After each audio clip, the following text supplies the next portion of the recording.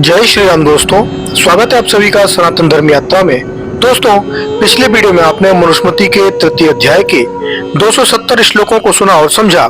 अब आइए चलते हैं मनुस्मृति के तृतीय अध्याय के 271वें श्लोक से लेकर 286वें श्लोक तक, और आज इन श्लोकों को सुनने और समझने का प्रयास करेंगे। तो आइए सबसे पहले देखते हैं तृतीय अध्याय का 271वां श्लोक। इसमें लिखा है, संवत्सरम तु गव्येन पैशा पायशेन चाह बाधिगणस्य माशेन तृप्ति द्वादशी वार्षिकी। अर्थात गव्येन पैसा चा पायशेन संवत्सरम तु, गौ के दूध और उसकी खीर से 1 वर्ष तक, बाधिगणस्य मांसेन और बाधिगण बकरे के मांस से 12 वार्षिकी तृप्ति, 12 वर्ष तक पितरों की तृप्ति मानी गई है। उसके बाद 272वां श्लोक है। इसमें लिखा है, काल सांक महासाल कहा खड़गो हम मधु अग्निस्तेव कल्पन्ते मुन्यानि च शर्वसः।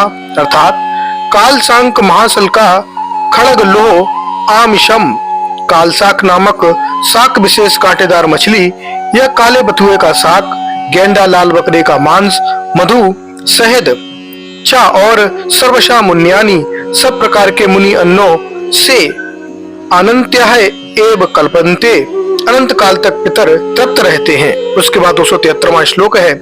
इसमें लिखा है, यत्कत अंचकन मथुना मिश्रम प्रद्यात त्रयोदशीम तदवच्छेमेव स्याद द्रवशु चा मधाशु चह। अर्थात वर्षाशु मधाशु, वर्षा काल में मधा नक्षत्र में त्रयोदशीम, त्रयोदशी तिथि के दिन, यत किंचित मधुरा मिश्रम प्रद्यात, जो कोई भी वस्तु मधु से मिश्रित करके दी जाए, तत् अपि अच्छम एव स्यात्, वह वस्तु भी अच्छे तृप्ति देने वाली है।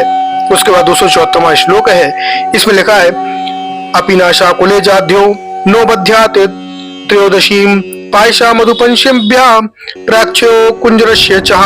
अर्थात पितर लोग यह चाह करते हैं कि अपिना कुले जायात, हमारे कुल में ऐसा कोई उत्पन्न हो, या त्रयोदशीम तिथिम, जो त्रयोदशी तिथि के दिन, चा तथा कुंजरस्य प्राकच्छे, हाथी की छाया जब पूर्व दिशा की ओर जाने लगे, अर्थात दोपहर बाद के समय में, न हमारे लिए मधुभ्याम पायशम दध्यात, शहद और घी से मिली हुई खीर श्राद्ध में दे।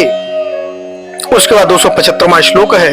इसमें लिखा है, यदध्याति विधिविद सम्मख्य श्रद्धा समन्वितः तत्प्रणाम भवति प्रत्राणमच्छम। अर्थात जो मनुष्य श्रद्धा समन्वितः, श्रद्धा से युक्त होकर विधिवत, विधि पूर्वक, सम्यक यद एद ददाति, अच्छी प्रकार से जो जो पदार्थ पितरों को देता है, तत तत पितराम परत्रम अनंतम अच्छम भवति, वह सभी पितरों को परलोक में अनंत और अच्छे तृप्ति देने वाला होता है।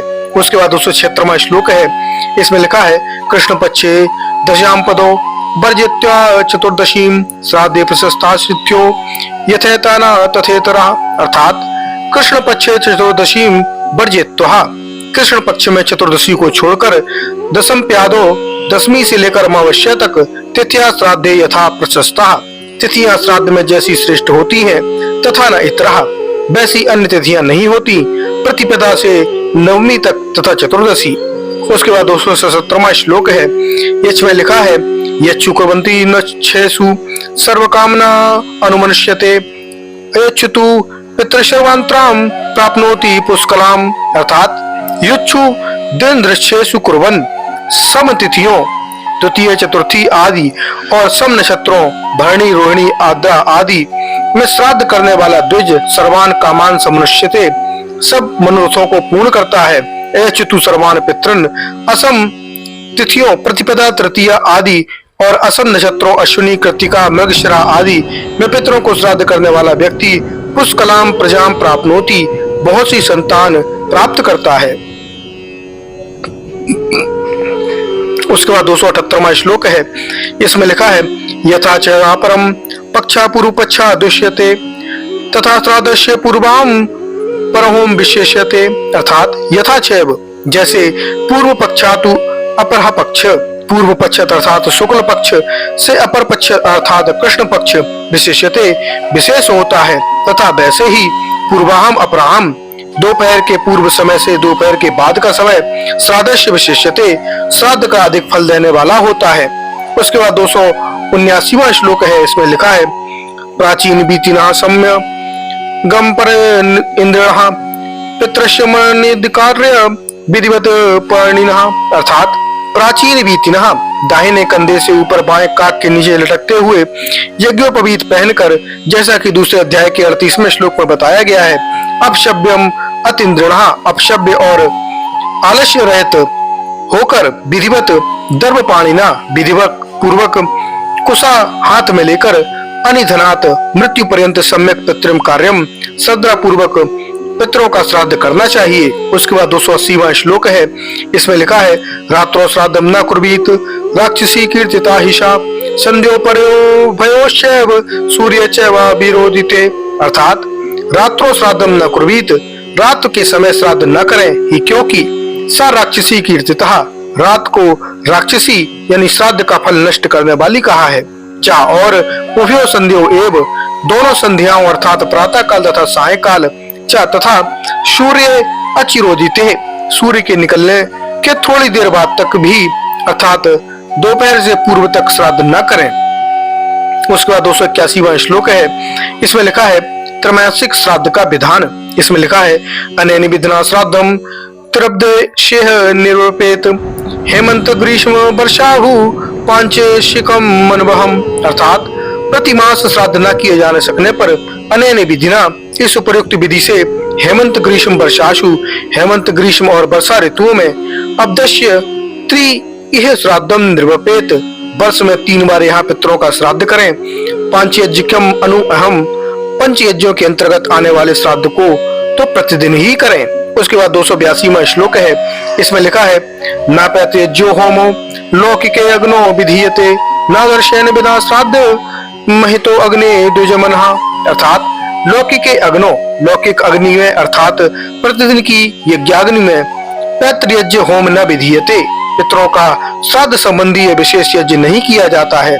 आहिताग्नि द्विजमनः, और अग्निहोत्री ब्राह्मण को चाहिए कि वह दर्शेन बिना श्राद्धम न, अमावस्या के बिना श्राद्ध न करे। उसके बाद 283वां श्लोक है, इसमें लिखा है यदेव तर्पयद्य पितृस्त्वा द्विजोत्तमः तेनेव कुष्णाप्नोति पितृयज्ञ क्रियाफलम, अर्थात द्विजोत्तमा, जो ब्राह्मण स्नात्वा स्नान करके पितृनियत आदि तपयति, पितरों को जो जलदान तृप्त करता है, तेन एव, वह उसी से कृतशग्न प्रत्यज्य क्रियाफलम आपनोति, संपूर्ण पितृ श्राद्ध कर्म के फल को प्राप्त कर लेता है।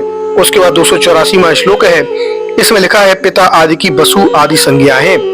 इसमें लिखा है वसुद बदंती तु पितृन रुद्राश्चैव पितामहन प्रतिमहा इत्यादि त्रेषा सनातनी, अर्थात पितृन तु वशून, पितरों को वशु चा, और पितामहान रुद्रान, पितामहों को रुद्र, तथा और प्रतिपितामहान आदित्यान, प्रति पितामहों को आदित्य बदंती कहते हैं, ऐसा सनातनी श्रुति, यह सनातनी श्रुति है। उसके बाद अब इसकी अनुशीलन देखते हैं। तो 119 से 284 तक के श्लोक निम्न आधार पर प्रक्षिप्त सिद्ध होते हैं। जैसा कि मैंने पिछले कई वीडियोस में आपसे कहा था कि ये सारे श्लोक जो श्राद्ध कर्म से जुड़े हैं, सभी के सभी प्रक्षिप्त श्लोक हैं। तो इसका पहला कारण है प्रसंग विरोध। 117वें श्लोक में गृहस्थी को शेष बुक होने के लिए कहा है और 118वें श्लोक में यज्ञ शेष बुक होने के लिए कहा है। 285वें श्लोक में इन्हीं बातों का विकल्प रूप में कथन है। यह कहना चाहिए कि 285वां श्लोक इनका अर्थवाद रूप है। बीच में इन श्लोकों ने उस पूर्वापर प्रसंगों को भंग करके एक वाक्यात्मक वर्णन को तोड़ दिया है। 117, 118 और 285वें श्लोक में अतिथि यज्ञ से संबंधित प्रसंग है, जिसमें गृहस्थी को कैसा भोजन करना चाहिए यह स्पष्टीकरण है। इसके बीच में संबंधियों की पूजा, राजा स्नातक की पूजा, बलि वैश्य देव का विधान, पितृ श्राद्ध का विधान पूर्वापर प्रसंग विरुद्ध है। 122वें श्लोक में पितृयज्ञम तु निर्वत्य कहकर नए सिरे से पितृ श्राद्ध का प्रसंग शुरू किया गया है। यदि यह प्रसंग मौलिक होता तो प्रसंग क्रम की दृष्टि से पितृयज्ञ के प्रसंग तीसरे अध्याय के 81वें 82वें श्लोक के साथ होना चाहिए था, किंतु ऐसा न होकर खंडित क्रम में इसका वर्णन है। यह क्रम की असंगति से इसे मौलिक सिद्ध नहीं करती। इस प्रकार इन प्रसंग बिंदुओं के आधार पर यह सभी श्लोक 119 से 284 तक के सभी प्रक्षिप्त हैं। दूसरा कारण है विषय विरोध। तो 67वें श्लोक में वैवाहिकेन अग्नो कुर्वीत पंचयज्ञ विधानम च कहकर दैनिक पंचयज्ञों के वर्णन का संकेत किया है और समाप्ति सूचक एतम च अभितम सर्व विधानम पांचयज्ञकम श्लोक से यह भी सिद्ध है कि 67 से 283 तक के श्लोकों का विषय केवल दैनिक पंचयज्ञों का विधान करना है। 122 से 284 श्लोकों में दैनिक पंचयज्ञों से भिन्न मासिक, त्रैमासिक आदि श्राद्धों का वर्णन है। यह वर्णन मनु के विषय संकेत से बाह्य होने से विषय विरुद्ध है, अतः प्रक्षिप्त है। तीसरा कारण है अंतर विरुद्ध। मृतक श्राद्ध मनु विरुद्ध है। इस प्रसंग में वर्णित विधानों के मनु स्मृति में अन्य विधानों के अनेक अंतर विरोध हैं, जैसे कि 122 से 284 श्लोकों में मृतक श्राद्ध का विधान है। यह मान्यता मनु विरुद्ध है। मनु ने पितृयज्ञ के रूप में जीवितों का श्राद्ध और वह भी दैनिक रूप में भेद किया है। 30वें अध्याय के 80 से 82वें श्लोक में विस्तृत रूप में द्रष्टव्य है। तीसरे अध्याय के 85वें श्लोक पर अनुशीलन समीक्षा आप देख सकते हैं। मनु के अनुसार पितृ या पितर शब्द का अर्थ भी बुजुर्ग पालक है। देखिए 9वें अध्याय का 28वां श्लोक, दूसरे अध्याय का 126वां श्लोक, इनमें पितृ शब्द का प्रयोग बुजुर्गों के लिए किया है। दैनिक पितृयज्ञ का यह श्राद्ध घर पर विहित है, जबकि इन श्लोकों में वर्णित श्राद्ध को वनों, नदी तीरों, एकांत स्थानों पर करने का कथन है। यह भिन्नता मनु की व्यवस्था से विरुद्ध है। मनु ने पितृयज्ञ को ही श्राद्ध माना है और उससे भिन्न कोई क्रिया पितृयज्ञ में नहीं मानी है। 80 और 82वें श्लोकों में आप देख सकते हैं, जबकि इन श्लोकों में पितृयज्ञम तु निर्वत्य कहकर पिंडवाहकम श्राद्धम कुर्यात मासानुमार्षिकम के विधान से स्पष्ट हो जाता है कि वर्णन करने वाला इस विधान को पितृयज्ञ से भिन्न क्रिया मानता है। यह अतिरिक्त पृथक श्राद्ध का विधान मनु की व्यवस्था के अनुकूल नहीं है। पितृयज्ञ के प्रसंग में केवल अन्न, जल, फल, फूल और इनसे ही श्राद्ध करना कहा है, जबकि इस प्रसंग में मांस से श्राद्ध करने का अधिक फलदायक माना है, जो कि 266 से 272वें श्लोक में आप देख सकते हैं। इस प्रसंग में अनेक श्लोकों में मांस भक्षण का विधान है, जैसे 123, 227, 257, 266 से 272। यह मान्यता मनुस्मृति की मौलिक मान्यता से ही विरुद्ध है। मनु ने मांस भक्षण को पाप और मांस भक्षक को पापी कहा है। 5वें अध्याय के 43 से 51 श्लोकों में आप देख सकते हैं, और हिंसा करने वाले के लिए प्रायश्चितों का विधान किया है, जैसे तीसरे अध्याय के 68 श्लोक से 69वें श्लोकों तक आप देख सकते हैं। विस्तृत समीक्षा चौथे अध्याय के 26 से 28 श्लोकों पर देखिए। मनु कर्ता को ही स्वयं फल का भोक्ता मानते हैं। इस प्रसंग से श्राद्ध कर्ता द्वारा पितरों का निस्तार, एक के श्राद्ध से 7 पीढ़ी के वंशजों का पुण्य फल प्राप्ति आदि का कथन उक्त मान्यता के विरुद्ध है। जैसे 136, 137, 152 से 156, 164 से 166 और 182 आदि श्लोकों में वर्ण व्यवस्था को जन्मना मानने के संकेत हैं, जबकि मनु कर्मणा वर्ण व्यवस्था मानते हैं। प्रथम अध्याय के 88, दूसरे अध्याय के 143 और 122 से 123 श्लोकों में आप देख सकते हैं। उक्त श्लोकों में वर्णित कर्म ब्राह्मणों के नहीं हो सकते। यदि उनमें से ये कर्म है तो वे मनु की व्यवस्था के अनुसार ब्राह्मण नहीं कहला सकते। उसके बाद दूसरे अध्याय के 81वें श्लोक में वेदाध्ययन को सर्वदा पुण्यदायक माना है, जबकि इस प्रसंग में श्राद्ध में वेद पाठ निषिद्ध है। प्रथम अध्याय में सृष्टि की उत्पत्ति परमात्मा द्वारा पंचभूतों के माध्यम से मानी है, प्रथम अध्याय के 6वें, 14वें और 20वें श्लोकों में, जबकि इस प्रसंग में मरीच आदि ऋषियों ने चराचर जगत की उत्पत्ति कही है, जो प्रकृति विरुद्ध बात है। और उसके बाद प्रथम अध्याय के 91वें श्लोक में शूद्रों को कर्म द्विजों की सेवा करना है, जबकि इस प्रसंग में शूद्रों का श्राद्ध पदार्थों से स्पर्श करना भी निषिद्ध है। 197वें श्लोक में शूद्रों के पितर शोकाली माने हैं। जब शूद्रों के लिए श्राद्ध में स्पर्श का निषेध है, तो शूद्रों के यहाँ कौन से ब्राह्मण श्राद्ध खाएंगे? यदि नहीं खाते तो फिर शूद्रों के लिए श्राद्ध का विधान क्यों?